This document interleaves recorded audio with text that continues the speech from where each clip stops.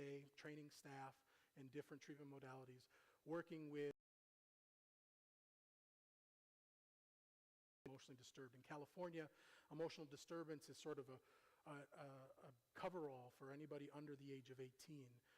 Within that, you're dealing with bipolar, you're dealing with manic depressives, you're dealing with split personality, but they can't give schizophrenics, but you can't give kids under 18 those diagnoses. So they give them this blanket term of emotional disturbance. It's a fraction of 1% of the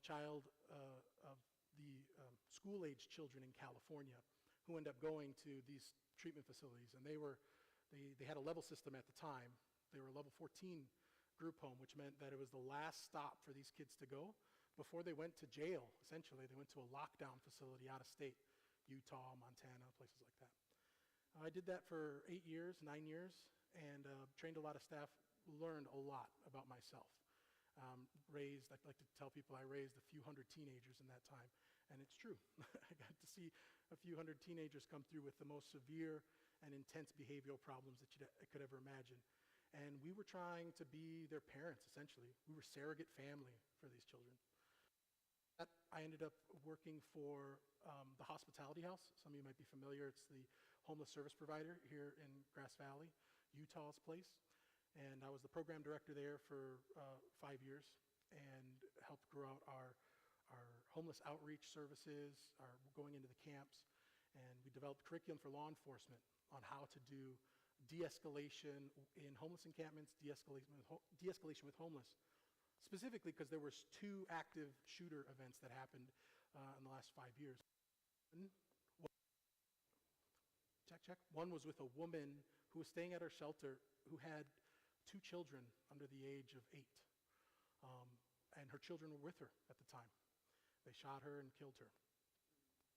And we were watching the body cam footage for that and the other person, and we just realized that there is a massive chasm between where we're at with mental health and understanding of it and where we need to be to save people. So we worked to get a grant to work with police officer standards training and get a post-certified grant to train law enforcement on how to work in some of those. Since COVID, I've been working at home selling books, and I love that life because I get to be with my children. But I have a deep passion for saving people's lives that don't need to be thrown to the wind. There's so many garbage people that people refer to, marginalized people, people who have been pushed to the outskirts of society, the types of people who are living quiet lives of desperation. Up only ever confronting them most times because we are dealing with a crisis. You're a churchgoer and you have a guy out in a pink bathrobe out in front who's saying he's the Godhead and Jesus Christ, and he's wet as can be. It doesn't look like he's had a meal in a few days, and because he's whipping around a chain or he's talking, and it's like, how do I address that person? But this skill set's not just for that. That skill set is going to be very practical today. So what our line staff, and it's going to really dive into what are we bringing to the table? How are we addressing our own crisis that's happening in here and in here so we can be effective when a crisis arises, whether it's with a 3-year-old child at home, whether it's with your teenage daughter or son who is rebelling and has nothing to do with you, or it's an older child who's out of the house and obviously is causing difficulties in your life. So I'm hoping today, and I'm going to tie all this in because I came from a secular standpoint. I wasn't a Christian at the time. But as I was reviewing sort of the training that I went to, what became very apparent to me is that God was discipling me through the truth of what works. And he outlines it in Scripture in a lot of different spaces. We're not going to get too deep in there because I'm not a pastor, but I'm going to pull on a few passages that I think are really relevant that will help bring us back to that. But before we get started in earnest and kind of get into the meat of it, to give people a few more minutes, I'm just kind of curious, what is bringing you here today, and what are you hoping to get out of this? Is there anybody who would like to share?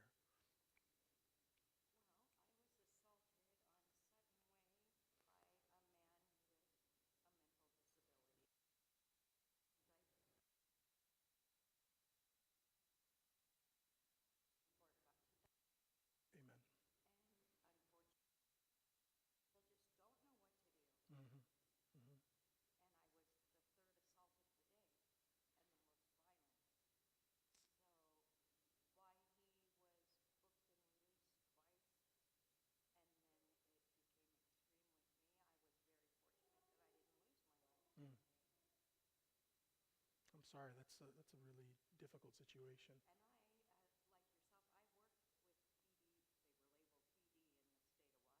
Yeah. Children, but how do we help these people and protect ourselves at the same time? Yeah, and that's really important. You hit on that safety piece, which we're going to get at. This talk is really broken into 3 parts, and that last little section is going to get into sort of the practical elements, and safety is really important. You know, I'm not giving you guys any tools here that are going to get you in trouble if you use them correctly. We're not going to get that deep into it, but it's more about getting insight into how a crisis arises, how it develops into a situation that requires intervention, and once it gets to that place, how do we have some practical tools to keep ourselves safe? Thank you.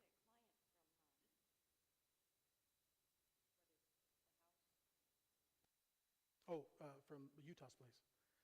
Mm-hmm. Yeah, yep, and that's true. It's interesting, the homeless shelter was caught between this place of providing services for, it was a nexus for the marginalized of the community. So anyone with a mental health crisis or that law enforcement didn't necessarily know where to go or to deal with, they would be brought to our door. And we'd give them food, and we'd give them shelter, we'd give them clothing, try to, but you realize really quickly how the scope of the problem when you are the last stop. Utah's place, if you're not familiar, it's on a dead-end road, Sutton Road. It's literally the second to last stop on the road. So it's literally the end of the road for some of these folks. Anybody else? Could you expand on what this might lead to? I think we had a convenience center on that. We might use this information today to continue service. Yeah, so I had a conversation with Pastor Jeff a few weeks back, and I realized that we have emergency response people during our Sabbath sermons, and that's important. I think, though, what came out of that conversation was that we as a church need to recognize that crisis is something that we have to be able to lean into and be able to deal with effectively in-house amongst each other, in our own homes, and certainly within our own hearts, right? We have to be reconciled to be able to be effective. My hope is that an introductory class like this, there might be some interest and people might want to be involved in something longer term, and that we might have an ongoing mental health or crisis intervention class and be able to get some people really trained up who feel confident in engaging, people who might be coming to the door, who are coming with all kinds of different ailments or frustrations. But it's not just that. I think about things that could affect the church body at large, like a catastrophic fire event or a catastrophic event in the county. What happens when we have people wanting to bring donations, people saying, I need a place to sleep, I need a place to do this? There's a lot of stress in that environment, as some of you who've been through a situation like that are aware, and having a group of people who can be point and able to handle some of that stress would be helpful. So this is an exercise kind of like physical therapy. I'm testing the waters here, seeing how much strength there is in the church body and how much desire there is, and maybe over time we can start to build that out bit by bit. Yeah, for me, I've come because I want to learn some practical things for home use. Yes.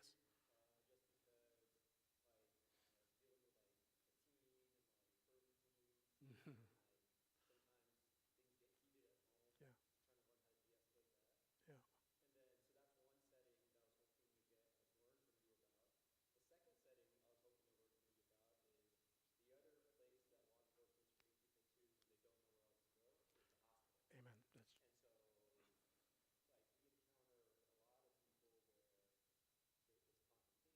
Mm-hmm. You can sense that there is a medical and physical need for them to be there, but there's also something beyond that Yep. that they also need and they're pushing back on. Yep. And I want to be able to help them in that setting as well. So I was hoping to learn. Man, that's so important. I'm gonna start after this because that's really, I want to hit on one piece of that before we move on. The tool set that we're going to talk about is just that. It's just a tool set, and just like any sort of crisis that you might come into, not every tool is going to work all the time. Sometimes the tool that you have you think is going to work, but the materials you're working with is bad and it falls apart. And so there are going to be times where you try things out and they don't always work out as planned. There's no sort of panacea. Long term, what we're trying to do here is build a relationship. Of course, We're all here on Sabbath to build the most important relationship that we have, which is a relationship with the Lord. And I think and you will see as we talk about this, there are a lot of parallels and mirrors to that relationship that we develop with our Savior as it relates to being a mirror for people that we see around us. And so the same sort of patience, the same sort of forbearance that's asked of us in Scripture all the time, and is also sort of hinted at as sort of being the fruit of the Spirit, I think is really important, that we have to be patient with ourselves and with the people that we're dealing with. Some of the issues that we're talking about too at the hospital, we deal with morphological changes. We deal with traumatic brain injury. We deal with wet brain, people who've drinking alcohol for the last 30 or 40 years. They've done damage to their brain. It doesn't function the same way that it did before. And so some things that you say, wow, why is this escalating so quickly? Or, I built a relationship with this guy. I've known him for a long time. Why am I not getting there? Likewise, with small children and with teenagers, they also have developmental things that are going on with them. You have remyelination that's happening in the brain, where the brain is resheathing all of its nerve endings during teenage years. That has a major effect on their behavior and their ability to handle intense emotions. But anybody with a toddler at home knows that intense emotions come up too. Why? Because their prefrontal cortexes aren't developed. And so we might try to do some things that are talk intervention that might work with a teenager or an older person, and with a toddler, and we just might be missing the boat. And so it's important to kind of be self-aware.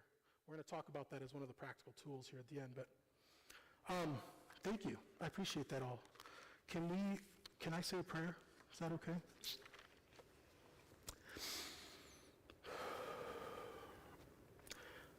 Lord God, today we recognize your authority in heaven and on earth, and that you're here with us. And we ask for you to be near our hearts, to open it up, to be near our minds, to protect us from any triggers that might come up, to know that the information that you're passing through is true, and that we want to embrace it in the spirit that it's coming through, which is one of fellowship and deep love and caring for our church body here, in hopes that we might be able to be more effective communicators with ourselves and with our families and with the world at large. It's in Jesus Christ's name we pray. Amen. Proverbs 4:23-27. Keep your heart with all vigilance, for from it flow the springs of life. Put away from you crooked speech and devious talk. Let your eyes look directly forward and your gaze be straight before you. Ponder the path at your feet, then all your ways will be sure. Do not swerve to the right or to the left. Turn your foot away from evil. The most important piece here, did I just hit it once? You have to use the pencil. Oh, I was using my finger. It's not going to work. Thanks, sir. I appreciate it. So when I talk about crisis, what comes to mind? Just quickly, the top of your head, when I say crisis, what are we talking about? Emergency. Anger, out of control. Violent. Yeah, absolutely. And where does crisis come from? What's the origin? Does anybody have an idea? Emotions. Yeah, the emotions is what leads to the crisis, right? And certainly fuels the fire. There's no doubt about that. Say again, thinking? Thinking with your brain, absolutely. Continues to fuel the fire. When I use the word trauma, what does trauma mean to you guys? Brain trauma, right? So we can talk about physical trauma, got in a car accident, I hurt my brain. What else? Fear? Yeah, fight or flight comes to mind. Social abuse? Sexual abuse, yeah, absolutely. A wound, that's such a great way to describe it, because that's really what we're dealing with, is a wound. Stress, yeah, and it's usually acute stress. Stress that's coming and hitting us unexpectedly. And we don't know how to deal with it. It overwhelms our systems, okay? When we're dealing with a crisis, we're dealing with trauma. And usually we're dealing with trauma that has been unresolved, right? If you had a wound, what are we going to do with that wound? We're going to wrap it up. We're going to try to clean it. We're going to try to prepare it for treatment, right? Oftentimes, most of us have trauma unresolved from our youth, from throughout our day, that we just slow off and we kind of move forward. For instance, I was getting on to Highway 80 going north or going east, and I almost hit a car. They were just stopped there. It was nighttime. They didn't have their lights on. I was going full speed. I mean, my whole body had a response. My heart seized up. I'm shaking. I'm sweating. Israel's in the back saying, "Dad, what just happened?" And I'm like, just stop. There's too much. I can't. He was talking, and I could hear words, but I wasn't able to process that. It took quite a while. And even now, thinking about it, I start to get a little bit, anxious about it. So when we deal with trauma, you heard the word trigger before, okay? What's a trigger? Anybody know what a trigger is? Switch. A switch, a reminder. Anyone else? It sets off something. It sets off something. Yeah, it is the impetus for a chain of events, right? Yeah. 1 second. Try that one more time. No? Is that drawing now? Okay. Oh, yeah, you're right. Let's try that one more time. Thanks for being patient, guys. Technology is not my favorite thing. I was going to use a whiteboard and markers. So. No, this looks great. This is great. So we have a trigger that comes into our place. It confronts something inside of us. We all have beliefs about the world, about how the world functions. And when we go through trauma, it shapes our beliefs about how the world acts and how we interact with the world. The problem is that a lot of us, every one of us is walking around with what type of beliefs? Say again? Our own personal beliefs, yeah. That's good. Yeah, mistaken beliefs. Or another word for that is irrational, right? Imbalance of I totally misspoke that. chemical balances that keep us on a path. Yeah.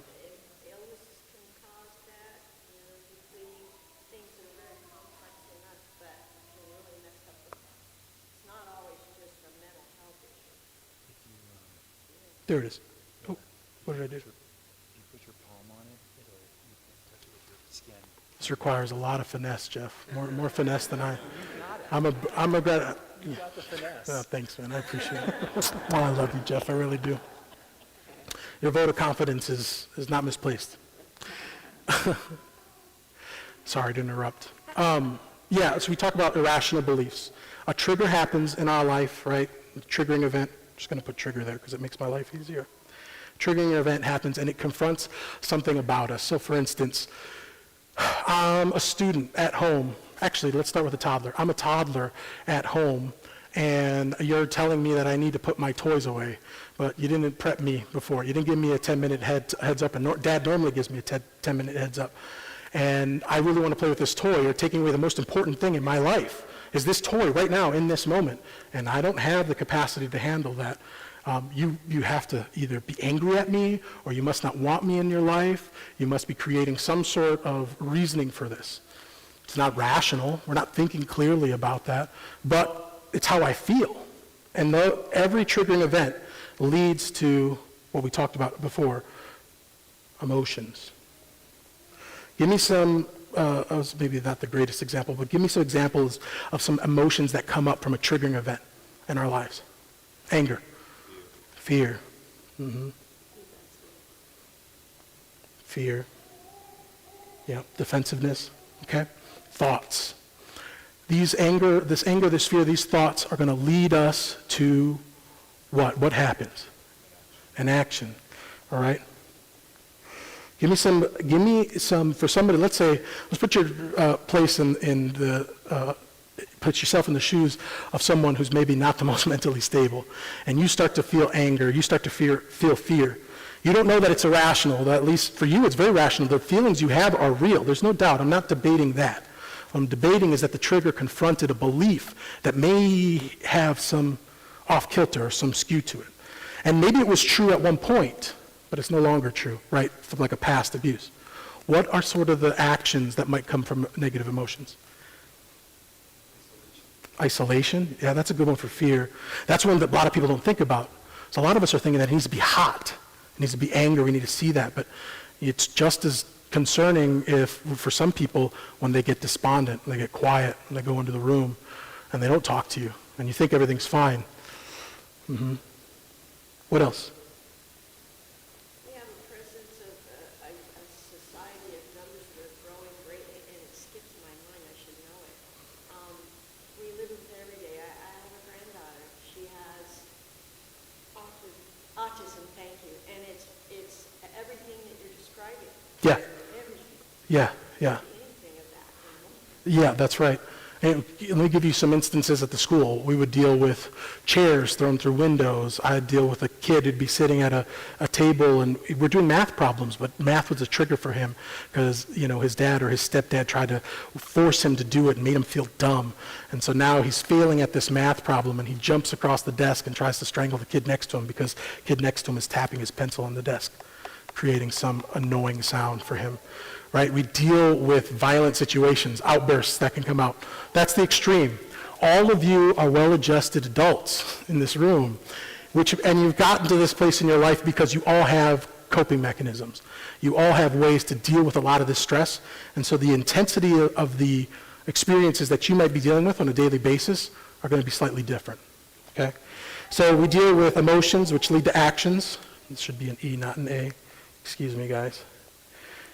Oh man, this thing is my new friend. All right.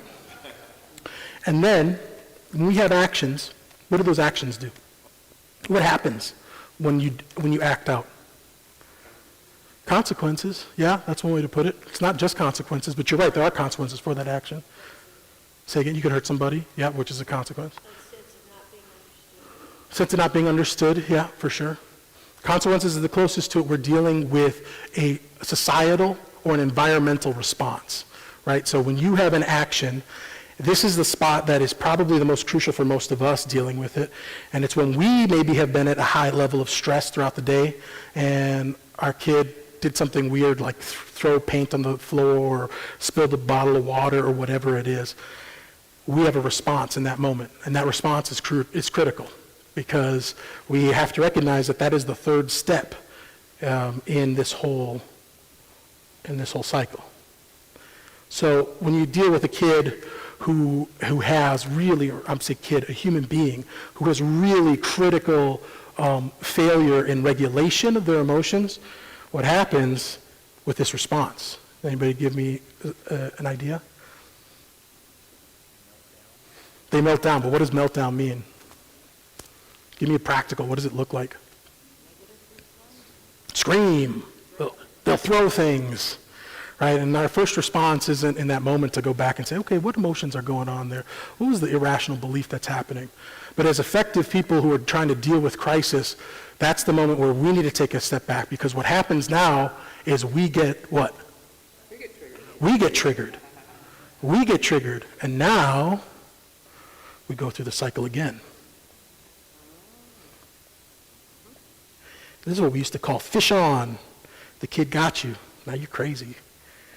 Okay. We can be adults and have immature responses that we never grew up from. Amen. That's true. That goes back to this irrational belief. We all have irrational beliefs we're dealing with. So we take that cycle, right? We take it off of the paper and we put it up here. And now you're crazy.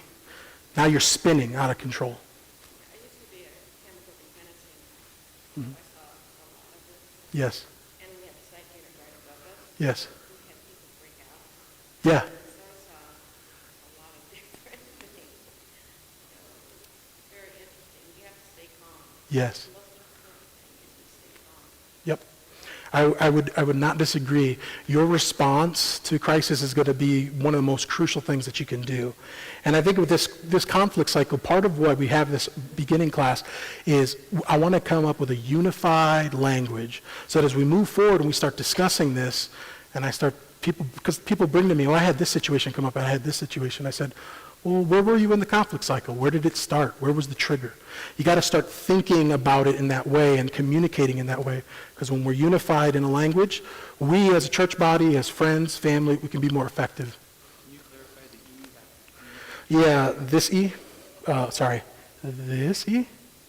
It's supposed to be emotion. I messed it up. It's supposed to be emotion. Yeah, T-E-A-R, tear. Tear. So this is the start. The piece of the conflict cycle is you don't know when you come into a situation how many of these revolutions you've done. That's a really important piece. And sometimes it's clear because you're dealing with an intense crisis. You might be a father coming home, and you might have a child who has been mouthy to mom all day, or disruptive to mom all day, or anger, whatever the case may be. Or you might be coming home and dealing with mom looking at you like she's going to pull her hair out and says, they're yours, have fun. And now you're dealing with behaviors. So finding out where we are in this cycle is important, and that's going to lead us to our next piece here, which is really crucial. Does anybody have any questions about the conflict cycle? Thoughts? So I saw a lot of flow in that diagram there, and we're not understanding all of it yet.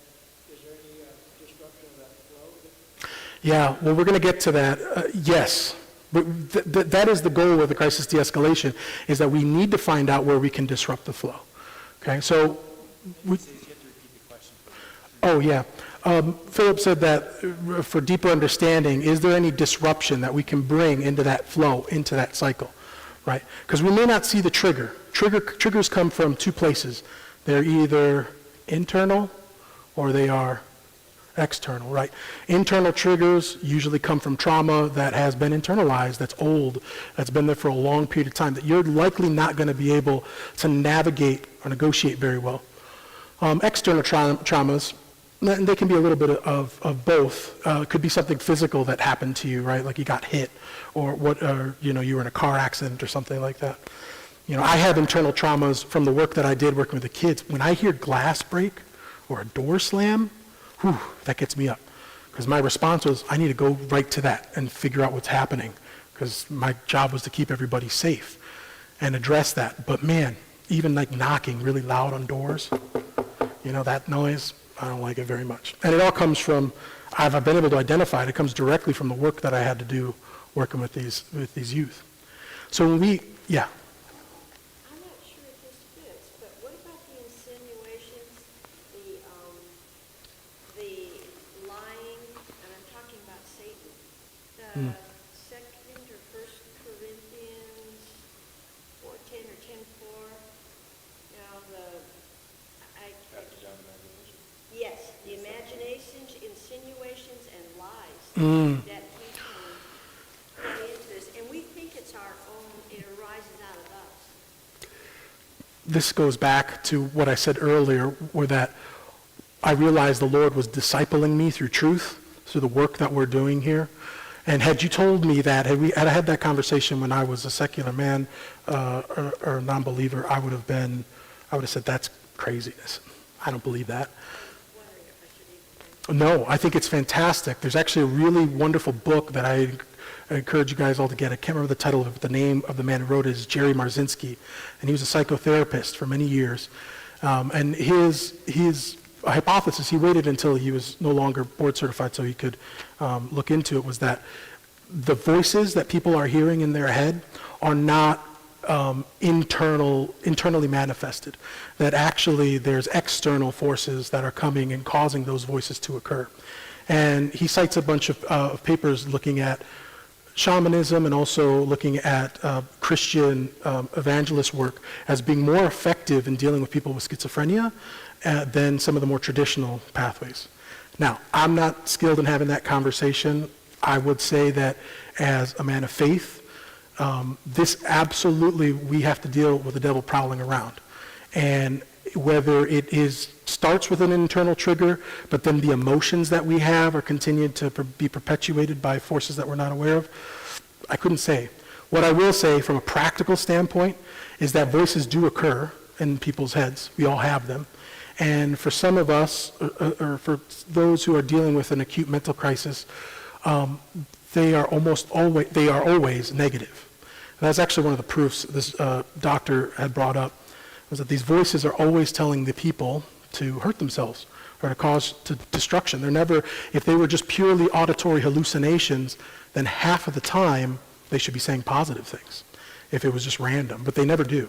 They're always telling the person to do the most heinous thing to either other people or themselves. So anyways, that's for a conversation, but I'd like to move on. Let's do one other question, then we'll move on. Question on external, internal triggers. Yeah.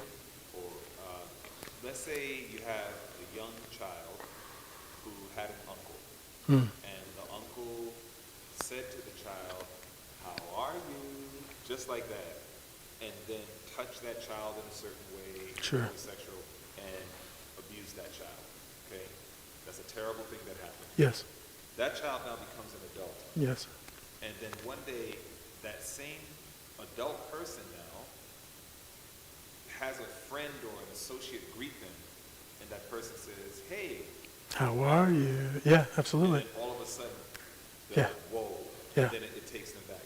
Is that an external, or is that an internal? Is it interchange? Like, It- how does that work? Yeah, so Repeat the question. yeah, thank you. The question is, if you have a child who was sexually abused by someone, and the person had a certain tone of voice, they said, "Hey, how are you?" And then the abuse happened. And then later in life, that adult child, or that adult, is now interacting with someone else, and that person, in a non-sexual way, just uses the term, "Hey, how are you?" And it causes that person to go into a crisis in that moment. Is that an internal or an external trigger? So it's an internal trigger. We call that a tap-in. There's an external component to it, but it's not non-emotional. So for instance, a car accident is sort of a non-emotional thing. It will cause emotions, but we're talking about physical stress in that moment. Or a loud noise, like if a gun went off in here, it's going to make everybody jump, right? So that's what we're talking about when we're talking about external triggers. When we're talking about internal triggers, we're talking about tied to trauma, tied to deep-seated pain and abuse.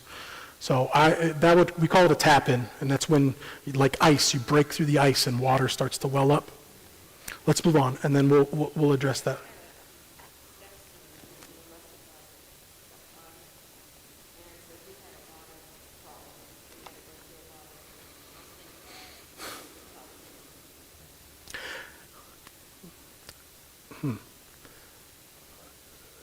When we deal with sexual abuse, obviously we're on the back step. There are a lot of things that led up to all of that. And I think one of the hopes as we're discussing this is a new place to start moving forward. How do we see these triggers to happen? Because on the back end, when abuse occurs, it's messy, and it's messy for the rest of the person's life. Likewise with trauma. When trauma occurs, even if you have the best of intentions, it creates messes later in life that you have to continually deal with. And it means that you're going to deal with more emotional stress. The goal, of course, would be for all of us to get through life without having triggering responses, but that trauma response is there to protect us. So we can't get you to throw the baby out with the bathwater, as it were. Enter through the narrow gate, for wide is the gate and broad is the road that leads to destruction. Matthew 7:13 and 14. This line here is where all of you are at right now. This line, we call it baseline. You're fine, you have a normal heart rate, no one's escalated, no one's having a hard time. Something happens in this environment, right? This is step one, it's the trigger. And the trigger causes us to start climbing. Now, as we start climbing, we all take a look at what was going on with the conflict cycle.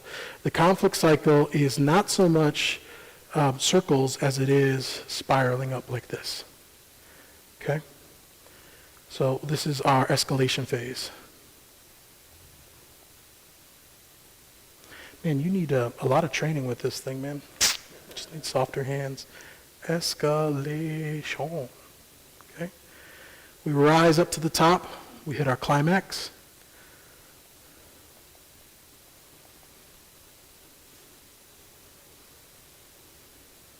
And then we have our de-escalation. Sorry. There you go. I'm not worried about my spelling. You guys will just have to forgive me. And then we'll deal with our post-crisis depression. Okay? Whenever we come out of a situation, we're usually always lower than where we started. We're never going to go back to baseline. There's going to need to be some some healing that goes on before that. It's important, as we cut into that, the conflict cycle leads us to a climax if we can get in between thoughts and feelings, actions, the environmental response. If we can get in between some of those, we can head this off at the pass. A lot of times, though, we're coming into a climax. And like we were talking about before, what happens when we are hitting into a climax is that the person who's giving the support, their conflict cycle looks something like this. So by the time this person's at their post-crisis and calming down, you're at your highest autonomic response. You have the sweatiest palms, you have the highest heart rate, you are fiery or ready to be fiery. You're primed, your engines are primed. And so the trick with the person providing crisis resolution is to head themselves off at the pass, right? There are a couple of ways that we can do that. Is everyone following? Okay? So we have the 5 steps of crisis. Again, a lot of this is very practical. A lot of this is intuitive. A lot of this you all are doing on a regular basis. The goal here is to put words and a shared language to it so when we're talking, we can understand each other a little bit better. When we are confronted with a crisis and we have to step into it, there are some tricks that we can do coming into it that are really helpful. One of the things that I like to do when I was a secular person, a non-believer doing this, is I would have mantras, okay? Well, what does that word mean in a Christian setting? When we're talking to ourselves and we have things that we tell ourselves, where does that, in the best of all worlds, where's that coming from? Say again? Prayer, yeah, prayer. It's coming from Scripture, oftentimes, right? We have these pieces of Scripture, even if it's just a line or a word that we memorize. But we have these things that help us, to soothe us, to help bring us to a calm setting so we can prevent getting there. Sometimes it may be, especially if the scene is safe, if what you're dealing with, you come home, your dad coming home from work, and they're screaming. You might just need a minute. Let the screaming keep happening. Make sure everybody's safe. Okay, everybody's safe. Let me check in with the wife. Are you okay? Is everyone all right? You need a break? Go take a break. All right? And then just take a couple of deep breaths, and then we'll go in and we'll see. We're going to test the waters. Let's see how verbal our child is. Let's see how willing they are to engage with me. Let's see how responsive they are to good, loving touch, like a hug or a pat on the back. You know, we're testing the waters. We're seeing. But we want to protect against us getting hot right away, which is easier said than done. And like any of these tools, they're going to get better the more we use them. So the more that we're practically saying, okay, I know it's going to be hot today, and sometimes it's on the phone, you're coming home, and you're like, man, I know that stressed, I could just hear it in someone's voice. I'm coming into this. One of the mantras that I would tell myself before, and it was always helpful, it came from one of the training suites that we use called PROACT, which stands for Professional Assault Communications Training. Chapter 6, they had a bunch of principles. And one of the principles was expect the unexpected. And I found myself telling myself that all the time because for me, I'm going in there, I'm a big guy, and I could restrain them. I could restrain them.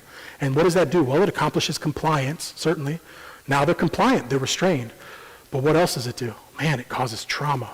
And not only more addition if we're dealing with someone who's been sexually abused or physically abused, it can be a positive part for a relationship because so many of these children were starving for touch, which just breaks my heart. Just a hug. And a hug is a restraint from a loving parent, you know, especially when you have a 2-year-old and you scoop them up and you're just holding on to them. But when you take that to the nth degree and you have a very permissive family or maybe a super strict family, touch becomes a weapon, becomes weaponized. And that's something we want to protect ourselves from doing as much as possible. Again, why? Because it causes trauma. These 5 steps are really important. And I bring that up because really,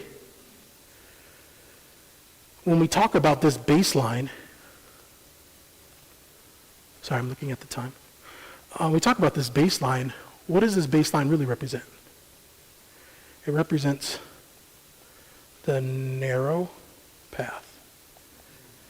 It represents God in our lives. It represents the fruit of the Spirit. It represents patience and forbearance. It represents joy and peace. It represents when we are still and able to hear the still small voice. However, there are two other paths here that we often find ourselves on. That's not the godly path. That's not the narrow path, the path that leads to destruction. One focuses on power, and the other on permissiveness. Okay? Man, whoever's going to look at this. I know. It just shows how lazy I am. I just want to, like a brute, just kind of grind into it. Power and permissiveness. Okay? And what do I mean by power and permissiveness? Well, we can look at a conflict cycle. Imagine on the power cycle you have a trigger, and you go up, and you come crashing down. You come back to baseline. What happens with this power line? If you respond to a crisis with power, what do I mean by that? If you're going and they say, this is how it's going to be, I'm going to slam you on the ground, it's how it is, and it's, I'm going to make you a man out of you, and this is how, you can't be crying like that, that's baby stuff, and whatever it is, and you go in there with power.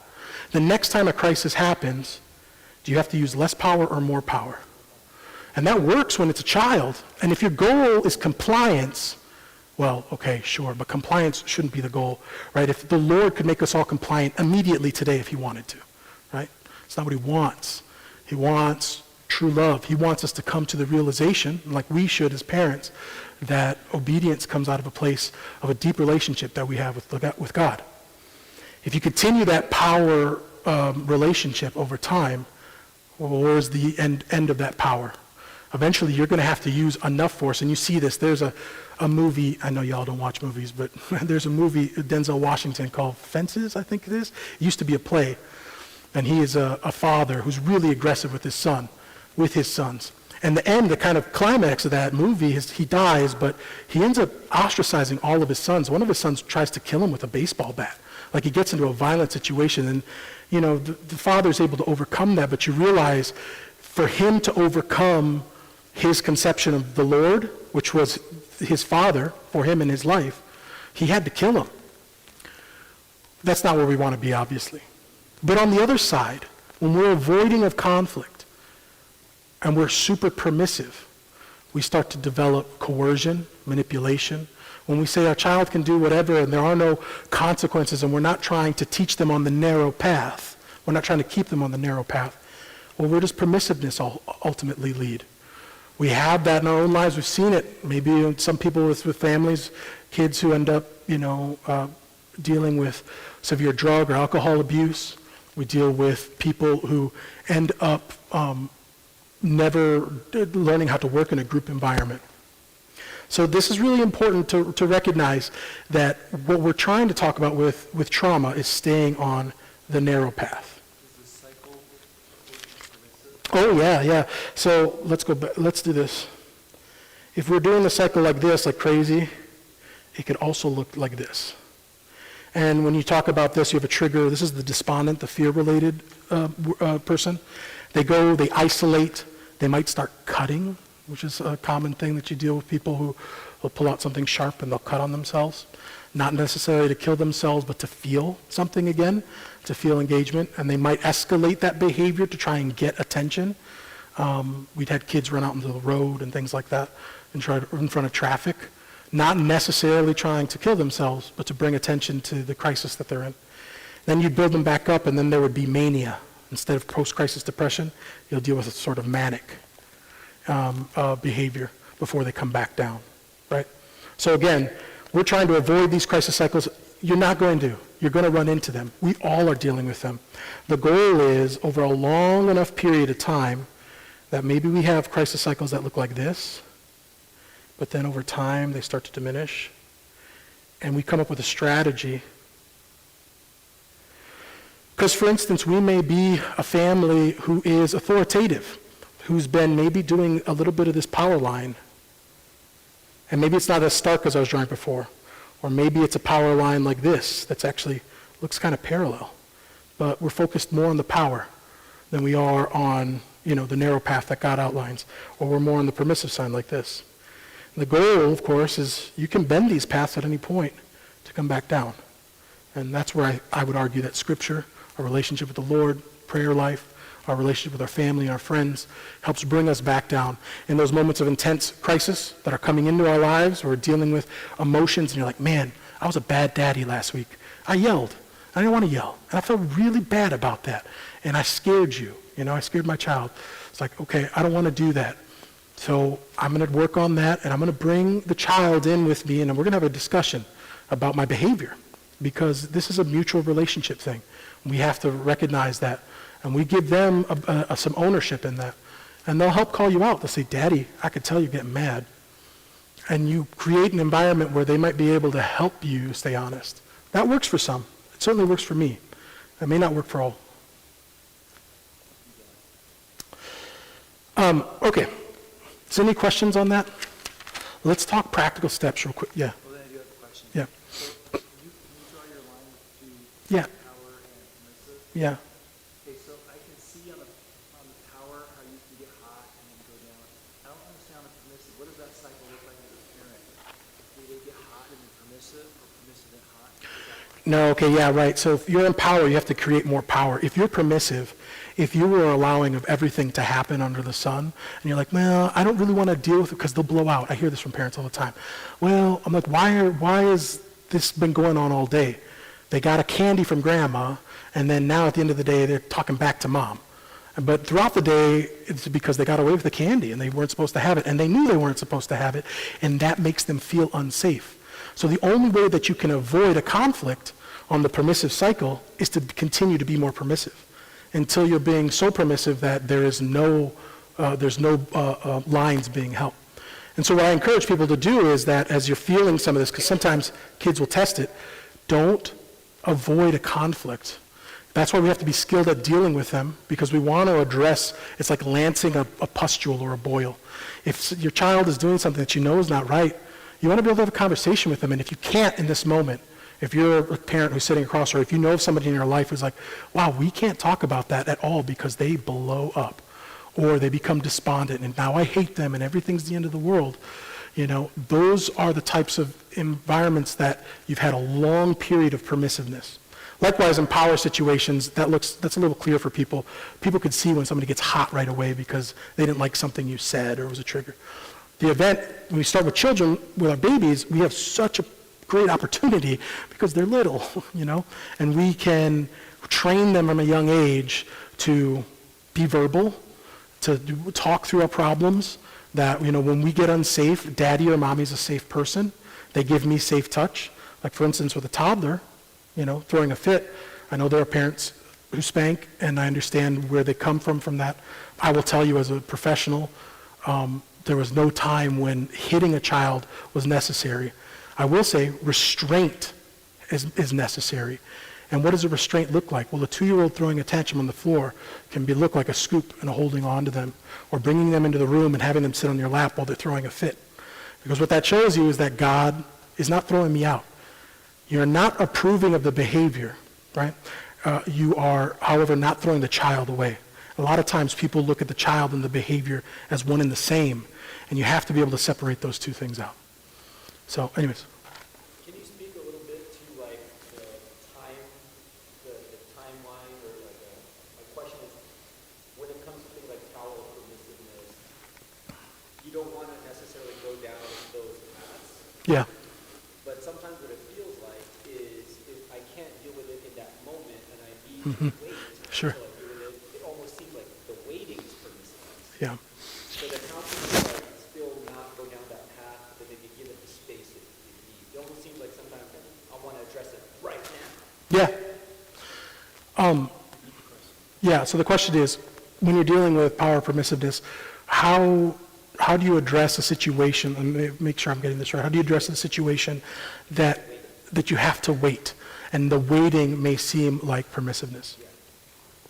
So for instance, you're in church maybe, and tell me if this is aligned with the question. I'm not saying this for you, just in general. We're in church, we're at a public setting, we're at the mall, wherever, and your child wants something off of the rack, and they're throwing a fit, and they're like, no, Daddy, I don't want that. Okay. The best way to start to deal with this is, this obviously isn't an isolated event. This has occurred multiple times, right? So you've had opportunities to set up prior to that expectations. And I always tell parents, it's really a missed opportunity to reset when you come home and when you leave. So like when we wake up in the morning, before everybody gets in the car, I say, kids, go sit on the couch. All right, we're going to get going to church this morning. What's your expectation for the vehicle? This is my expectation for the car. This is my expectation for the car. Great. Hey, what happens if you are having a hard time at church? What do you want Dad to do? How can I support you? And they'll talk through it. We'll talk through some of those. Those will help to make sure that when that happens, I can crouch down to them and at a human level be able to interact with them. So I would say always prior, building relationship is going to be your most crucial tool in de-escalating a situation. However, let's say it's in the moment and you don't have that. Your environment colors what you're dealing with. So I would always say that there are behaviors, safety has to be the primary function. As an adult, is it safe for you to go into a store and throw a fit and start tossing over racks and doing all that? What is the going back to the conflict cycle, what is the environmental response for an adult doing that sort of behavior? Call security, right? Law enforcement's going to come, they're going to lock you up. They are going to restrain you, right? So the question I have there in that moment is, okay, I can be permissive and allow this, or I can confront what's happening right in front of me. This behavior is unsafe. We need to make the environment safe. Let's pick you up and let's move you to a safe environment if it's possible. There are going to be times, and this is why starting young with a child is really important, because as you get older with the kids, when they're 17, like we were dealing with, or 18, we'd have kids like this all the time.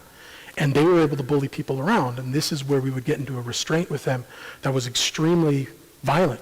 Two people trying to get to the floor because they were creating such an unsafe environment, and this was the call I would have to make. Well, I could call law enforcement, and I could re-traumatize this kid, get him in jail, they're going to release him back to us, or I can show him that we are competent adults who know what we're doing, we're going to keep you safe here, we're going to avoid that jail pathway, and when you're back, after you get down with post-crisis and you're back to baseline, now is a perfect opportunity to talk about that event and say, how do we deal with this differently? How do we move through this again? So I would say it's always going to be a question of safety. If it's safe for you to change the environment, I would change the environment for the child, because that affects fresh air. I mean, that was amazing. If we could get them outside, and a lot of times we would see the trigger coming. Okay, they got triggered by math. I could see them steaming. They're walking over to lunch. I'd be like, hey, come with me. I'd be like, what? Just come with a walk. Let's just go outside. I just want to take 10 minutes. Hey, I got some cards. We'll start playing cards or do something. Get their mind off of it, focused on something else. So some practical tips there, and we're going to get into that here in this next section. Yes? I didn't understand Pastor Jeff's answer that you gave him when the permissive line starts going back up, or way down below, it starts going back up. What happened then? When the permissive line starts going down below, Yeah, when it's down, I understand that's still permissive. Now, if you start going back up, it seems like it's less permissive. yeah, no, so think of this as less permissiveness. As you go down this line, you have to be more permissive. So the next time a crisis happens, the distance between here and here is greater. So you're being more permissive in this situation. And the reason why you're doing that is because you're trying to avoid a crisis. And what I'm trying to show is that when you're on either power or permissive pathways, most of what's happening is that you're either avoiding a crisis or you don't want to deal with the emotional fallout of one, right? So you're more permissive to avoid it. So the permissive line doesn't go across the baseline, it only comes up to the If you're permissive permissive, you get violent to counteract your... There's mania that happens. What you see is a lot of whininess, and you'll see a lot of escalating to try, fake escalation to try and get their way. Like, oh, well, Dad lets me do that. Or they'll say, yeah, I'll take care of that, and then they'll wait till Dad comes because they know that Dad's going to let them do it. They'll staff split. Here are the things that we're thinking of with permissive. When we're too permissive, we get manipulation. The person going through crisis to try and get more permissiveness. So we deal with manipulation. We deal with coercion. We deal with, what was the other word I had? Subversion. That was the other word. Okay. So if someone who's, another way to look at this is operant would be the power pathway. Okay, this is someone trying to control the environment. respondent. Someone who is using a permissive pathway or dealing with permissive parents, potentially. I will say the vast majority of the people I run into don't fall into this permissive realm, especially people who are faith-based, because they understand the authority of God. It's just that as it comes through us and is filtered through us, a lot of times we take that authority to a level of punishment or control. We say, my control is what matters the most important. When the reality is that the control that we're really trying to get here is a relationship with us. They need to keep a relationship going. Because what happens when the relationship dies? This happens with adults. You get adult children who leave the church, who don't want nothing to do with you, who end up getting in positions that are difficult or challenging. So no matter what happens, you want to try and keep the door open. The question is, how do we do that without being too authoritative or too permissive? And that goes back to the narrow path. I don't know if I'm hitting your question right. Okay. All right, let's get to some quick tips and tricks, because we got about 10 minutes left, okay? Is that right? Or am I way off? 2:45? 3, that was the plan. Okay, cool. So, the most important piece, we've hinted at it. What are the practical tools for crisis intervention? Well, the most important piece here is going to be your relationship. What do I mean by relationship? Anyone? Talking? Mm-hmm. Say again? Communications, yeah, the communication. Trust? Trust on your intent. Daddy's a good daddy. I know that I can trust daddy. Mm-hmm. Mm-hmm. And where does that trust come from? In practical, I heard somebody say relationship. Community, right? Communion, yes. So meeting with them, say again. Experience, right? They need to have a series. Most people have relationship built because we have a series of predictable environments that have happened. Time, yeah. So let's talk about that. Okay, now I'm going to say time. I'm going to say experience. However, yeah, positive. Well, let's be clear. People develop all kinds of negative relationships with people all the time. So you could take this on the reverse side. But let's go to, as we talk about trust, time, and experience, have any of you ever done a ropes course before? Okay. How quickly do you put on that harness and climb up that thing and start jumping off? Does it take years?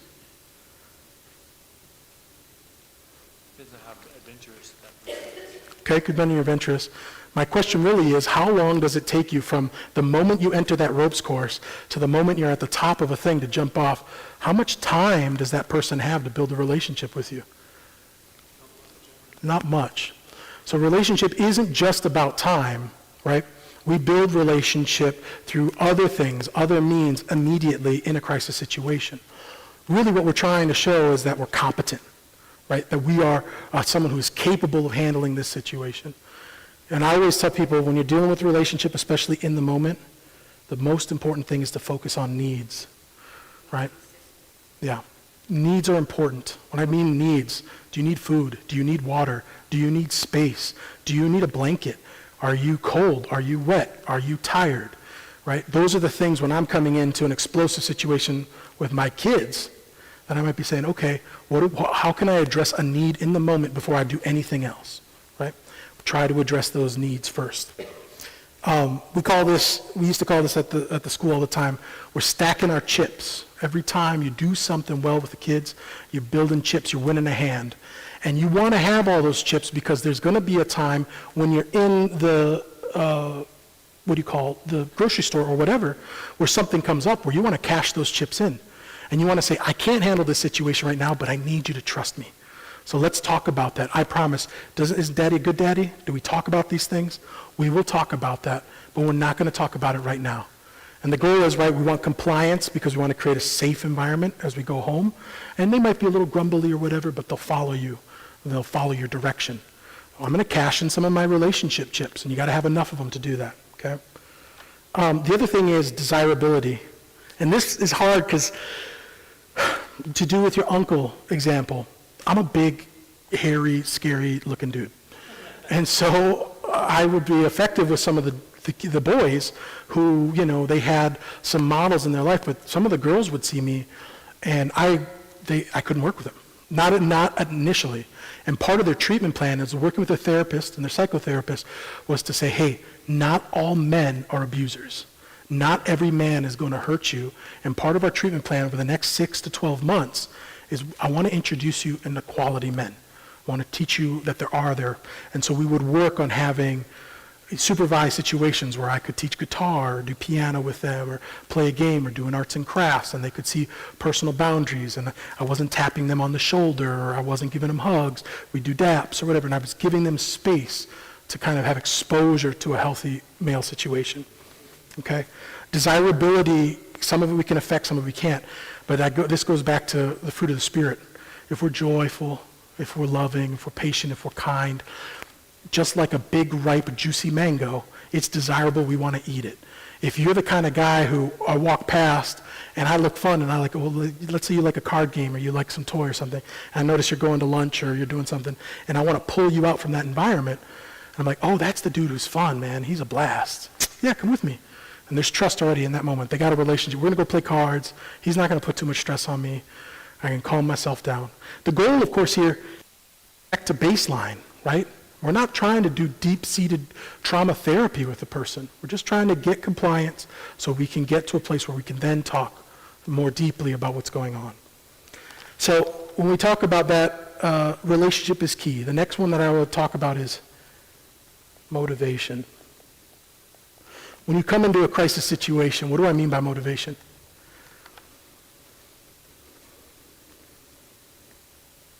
What's driving the person? Why they're in a crisis? Yeah, What do they really care about? what's driving who? Not what's driving you. A lot of times we come into a crisis situation, we have an agenda, right? Where it's not about our agenda. It's about that person's situation that they're going through. So we go back to, what are their needs and are they being met? What is the hope for this person? Well, they probably don't want to be restrained by dad, or they don't want to be put on a timeout, right? But if we're dealing with someone out in the public, they don't want the law enforcement called. They don't want to be abused or locked up. They don't want to be in a physical altercation, right? So we're trying to identify their motivation. And this is really important. What's the goal and what do you want to get out of that goal? It's going to shape how we talk. A lot of people with really good intentions will come into a crisis situation or a relationship building situation, and they'll want to say, oh, I had a situation just like this, and let me tell you how I navigated it. What does that do in that moment? Yeah, you're better than they are. It's not affirming at all, and all of a sudden, you have created an us versus them, all right, which is not. You're an ally. You want to be an ally. We want to solve this problem. You want to mirror the relationship the Lord has with you as he's, discipling you through your life and being patient. Maybe that's what you're wanting to do in this instance with your child, right? So again, this requires a lot of prefrontal cortex work. It requires a lot of managing your own emotional space. But we're dealing with their motivations. Oh, nope, go back. Oh, nope. Oh, I know, I got to use this, don't I? There we go. I figured it out. Thank you. All right. Any questions about that? 3 really important pieces as we're dealing with a crisis. They're all sort of related, but the first piece is, if you think about those 2 that we were talking about before, motivation and relationship, those are your saws and your hammers, right? They're big tools. You're not going to get really in depth in trying to navigate stuff. We start to get with some of our finer tools here when we talk about how we listen, how we speak, and our body posture. Okay? When I talk about listening, what do I mean by listening? Say again? Listening to them. What's going on?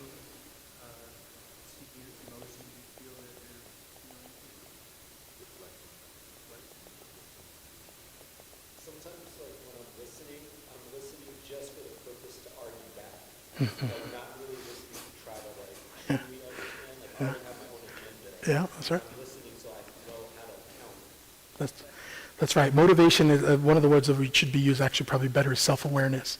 And when you talk about crisis, we look back at the levels. When you're doing that, you're already at level 2 or 3. You're already pretty hot because you're not able to think clearly about, okay, I need to be sort of taking back and looking about the needs of the person. That's really crucial. I think about, we've talked about reflecting.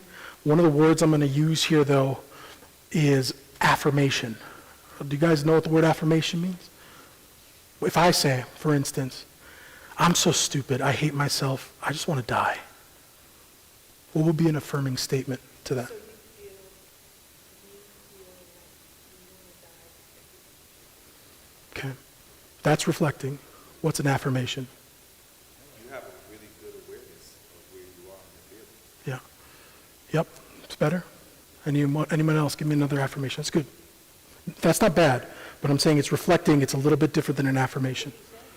He said, you have a really good awareness of your self and your feelings, your emotions. Yeah. Okay. Now you're getting closer. He said, you're feeling really bad right now. Right? When you say, man, I hate myself. I feel like I want to die. It must be hard to want to die. It must be hard to want to feel so bad that you want to kill yourself. Can't imagine what that feels like. You're acknowledging the fact that they want to die. You're not shying away from it. You're hearing what they're saying to you, and you're giving that back to them. Because what that does is it builds a relationship at that moment.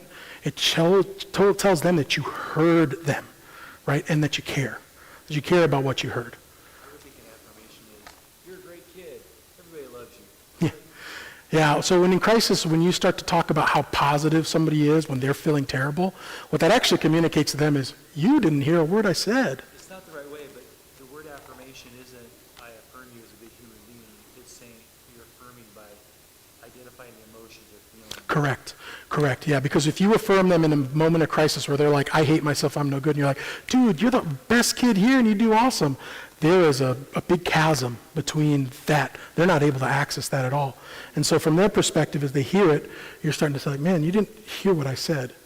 You didn't hear what I said. I want to die. That's real. I don't feel good. I feel terrible. I don't feel like a good kid. Good kids don't break lamps. Good kids don't get in trouble and get yelled at. Good kids, don't lose out on their incentive or whatever it is. They're feeling terrible.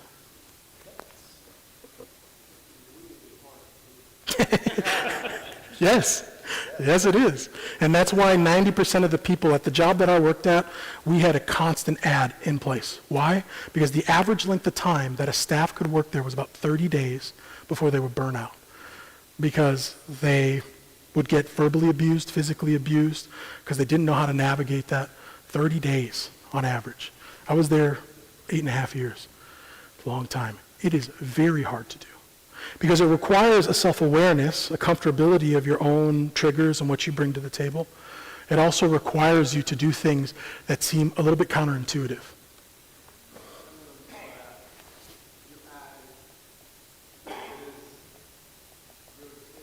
Yep.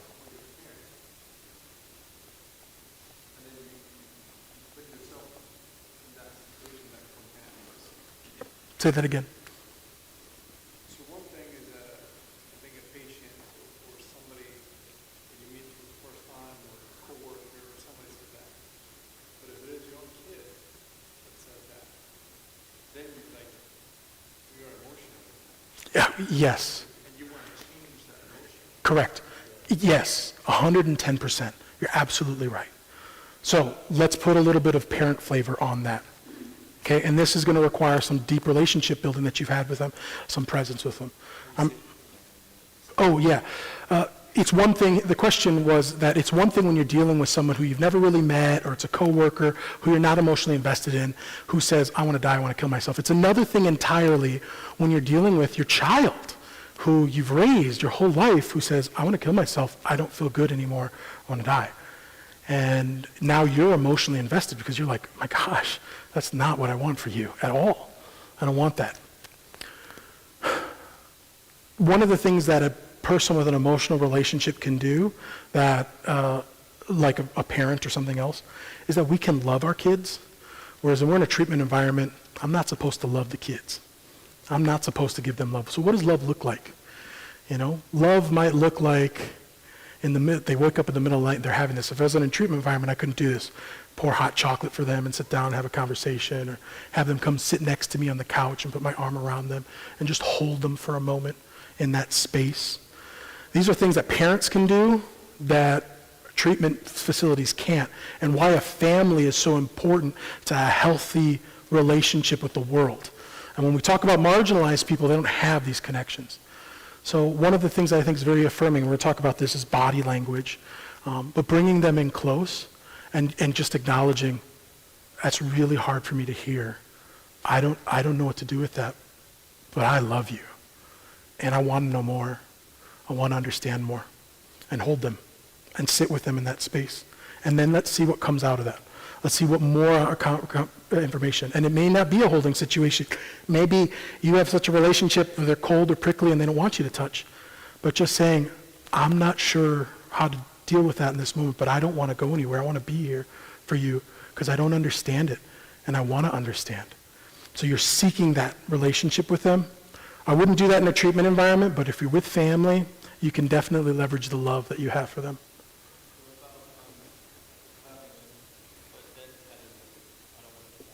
Yeah, of course. You want to affirm them, but the goal here, the ultimate goal with these practical tools is insight, okay? The problem when we start to tell them what we want for them or what we think is right for them is that it robs them of developing insight. Insight is something that they are led to, but that's not forced down their throat. And it's a nuanced piece there. You want to give them that, but when they're in crisis, what you want to do is drain off as much of that stuff as you can possibly do. And then when we're at baseline, we talk about our love, we talk about all that. We're trying to get them back to baseline. And this goes into sort of more of the advanced techniques when we talk about identifying what the motivation is and all that. Most important piece with listening, we got to wrap up. 2 more minutes. 90% listening, 10% talking. The exact opposite of what I've been doing today up here. 90% listening, 10% talking. We're not in crisis mode. No, you guys, some of you might be in sleepy mode. So, all right. The last one, real quick, is the body, okay? We're going to communicate a lot with our body. We want to model the type of behavior that we're dealing with. If I have a brooding man outside pacing, I don't want him pacing anymore. He doesn't want to be pacing. He's worked up. I'm going to find a spot to sit down, make my body low, make it quiet, give him some space. Just like you might do with a rabid animal that was out there. You're giving it a large breath. You're testing to see, is he going to come towards me? Is he going to move away from me? What is he going to do? So you want to model calmness as much as you possibly can. You're dealing with an out-of-control kid. Let's say they're 2 years old. You can't just leave them screaming on the floor, so you're going to restrain them. I'm using that in a very, we're not holding on tight. We're just scooping them up like a bear hug. And you're sitting on a chair with them, and they're still, I want to be here and all that. It's still deep breaths. We're breathing through it. We're modeling them how to calm our bodies down, all right? What don't you want to do? Clenched fists, right? Heavy breathing. You don't want to be aggressively staring at them or making eye contact that's aggressive or can be perceived as aggressive. So our body posture is important. Like again, we go back to the beginning of what I said with this. We're talking about self-awareness or motivation. We're talking about which is motivation. Okay, we're talking about relationship, which is really the key. We always want to keep a good relationship with our kids, period. Anybody we're dealing with. We're listening. We're speaking. And we're being aware of our body posture. Okay. We're speaking right. We're listening right. We're in right relationship with our child. We're self-aware of our ability to be effective in that moment. And we're self-aware of where our body is in space. I can't think of a more scripture-based perspective when we're talking about going into crisis than thinking about these 5 things. It's the same for me, certainly, and maybe I just speak for myself. As I read the Bible, this is what it's led me to being aware of my speech, to being aware of my thought process, my body posture, my relationship with others, and most importantly, myself. So with that, let's close in a quick prayer, and then I'll let people go, and if you want to talk to me, we can talk afterwards. Lord God, thank you for the time today and for the willingness and patience of the Grassvalley Adventist Church. This church family has discipled me in many ways and has made me closer to you. And my hope is that today we all can do some self-reflection and be able to hear the message as it was intended to be given, out of a place of love, out of a place of care for each other. And it's in Jesus Christ's name we pray. Amen. Thank you so much. Yeah, thank you. Oh, yeah, yeah. I would like to, what do you guys think if we brought Isaias back again and go a little deeper and develop these thoughts some more? Sure, yeah. Yeah, there's a second. Yeah, we do it again. Mm-hmm. Okay, so we've been thinking about doing this once a month. But next month is Christmas. Yeah, we can do it in January, whenever. I'm around in Christmas. I'm not going anywhere. Oh, okay. Sorry, my voice is a little, I'm not used to talking this long. Well, I just want to put that out there that we'll bring you back another time to continue it. Well, and the thing that as we get into this, these tools, it's like what Dean was saying. You can watch people eat, you can hear them eat. If you don't take the opportunity to apply some of these in a crisis situation in the next 7 days and to see how they work out and to come back and say, oh my gosh, that failed. And explain to me what's going on. Where were we in the crisis cycle? Where were you in the 5 steps? And we could talk through it. A lot of it's going to be practical as we move forward. Any suggested reading material? Yeah. So a book I think is really helpful for parents who are wanting to introduce more talk interventions with their kids, or be more effective in talking, is called Life-Space Crisis Interviewing. Life-Space Crisis Interviewing, I think it's also referred to as Life-Space Crisis Intervention. They changed the name. It was developed for continuation schools, so the type of school that I was working at, for teachers who were working with kids who had really disruptive behaviors in the environment. And so there's sort of 2 steps. There's an interviewing portion and then a diagnostic tool. Really helpful. I'd say that's probably the best starting point. The Angry Smile is another really good one. So, yeah. And then the Bible. And then the Bible. Yeah. All right. Yeah, thank you guys. Thanks so much, Isaiah. Yeah, thank you.